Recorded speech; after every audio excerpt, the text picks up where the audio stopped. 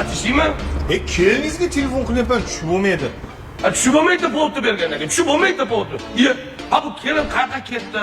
Qayoqda yuribdi? Xabardor bo'lib qolmaydimi? Bo'lib turmaydimi bir o'g'il bola degan odam? Bo'lib xabar olmang-ku. Mana kelin boshqa bir har xil qiliqlari onangizga ham ta'sir qilyapti. Yaxshi ham men unaqa nima qilayman-da qattiq turaman, kontrolim qattiq, bilib turaman. Lobarlarga ekan, qarab bilib kelyapman. Voy, Lobar opa xos telefon qildi. Biznikida emasmi? Yo'damas ekan. Yo'q. Mana ko'rdingizmi, o'sha meni yolg'on informatsiya berishni boshlabdi onangiz ham menga. Hech qachon bunaqa qilmagan, chunki men qattiq turardim.